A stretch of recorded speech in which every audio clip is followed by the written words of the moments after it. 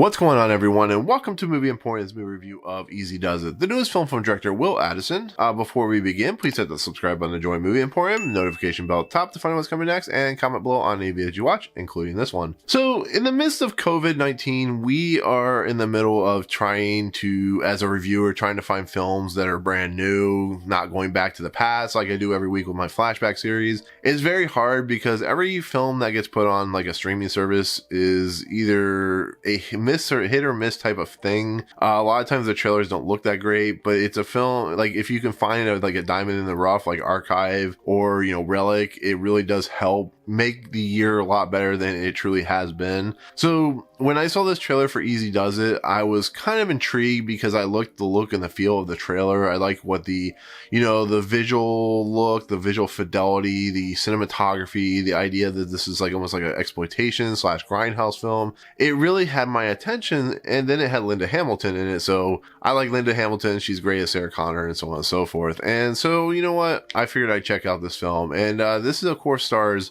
Ben Matheny as Jack, who actually co-wrote this film, as well as Matthew Martinez, who plays Scotty.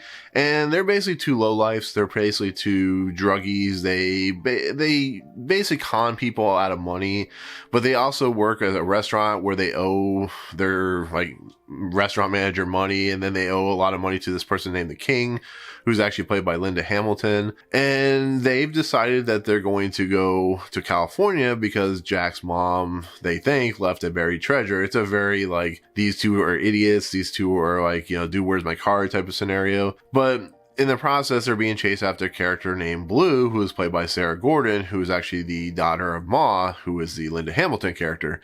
And I'm sitting here going, okay, this is fine. This is interesting. It's going into a very 70s Easy Rider type story. And then they start robbing gas stations to get to California. And this is where the character of Colin comes in, who is played by Cory Dumesnil. And Colin is just a typical white American, typical, working American who goes to the Sizzler, who is living at home by himself in an apartment and really attracted to the girl upstairs. And he gets kidnapped by these two idiots, and they go on a countrywide crime spree, and they rob a bunch of gas stations, get the attention of the local authorities. Brian Batt, who of course was in Mad Men, is the outrageous, outlandish cop who's going after them. Dwight Henry plays the sergeant, who we see throughout this movie eating ice cream and doing whatever else. And it's basically a road trip movie where they're robbing banks. It's similar to The Old Man and the Gun or something like that, where it's aesthetically about the Old West style. You look at Hell or High Water, it's very similar to that type of movie. So this movie in essence is very much a modern contemporary, but stuck in the 70s with a more grindhouse, more Easy Rider feel style movie, because Easy Rider had all the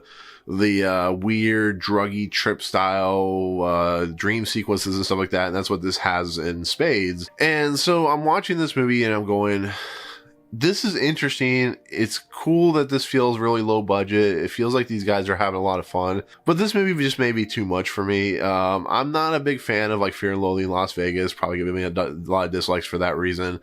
I'm not a big fan of Natural Born Killers, and that's what this movie feels like. It feels like a very, cut rapidly. These guys are using a bunch of drugs. They kidnap someone.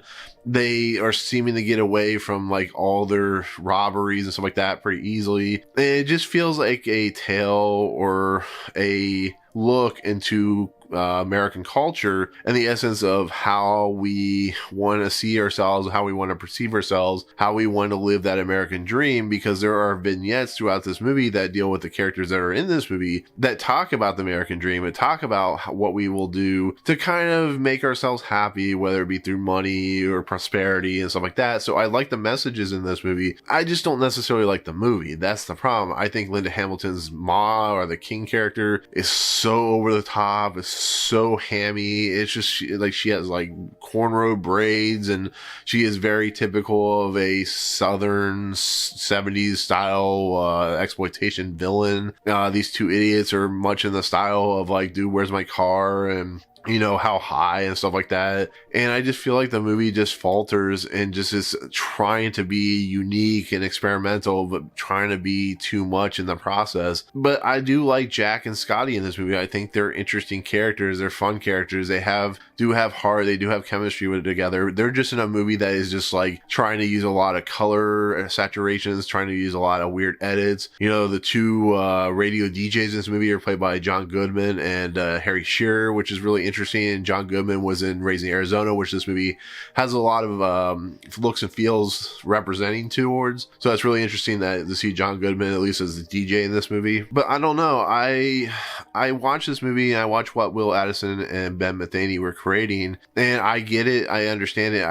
I feel like this movie's too much. I feel like I'm just like so uncomfortable watching this, which may be the point of the movie. I feel like that, you know, when Jack and Scotty are making decisions, they're just like strange and weird decisions, and it just feels like so much, and it feels like you just like almost like it's restrained and like uncomfortable, and I don't know. It's a very strange movie. I do like the idea of like using the saturation. There's a lot of red, white, and blue, which is very American in this movie. There's a lot of use of dream drug sequences in this movie, and when the movie gets closer to the end, there is a very underlying darkness and a very underlying heart, because as the characters start to develop and become, you know, more wise as the movie moves along, they make decisions that are more adultish and stuff like that, and it does go into some really dark territory that certain characters have to deal with, and it does do some over-the-top goofiness, which is, like I said, what the movie's aiming for. But if you like Fear and Loathing in Las Vegas, or you like Natural Born Killers, like I said before, I think you'll enjoy this movie. I think it's worth the $7 for you, but just be aware that this movie is trying to have a message of the American dream, but just doing a drug-filled, adult, strange, crazy,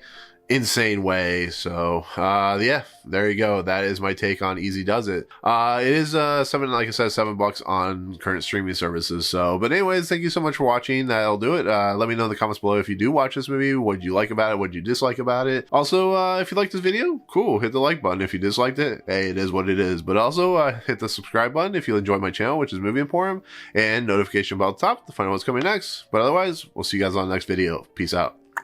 What's up, guys? Thank you so much for checking out Movie Emporium. I really appreciate it.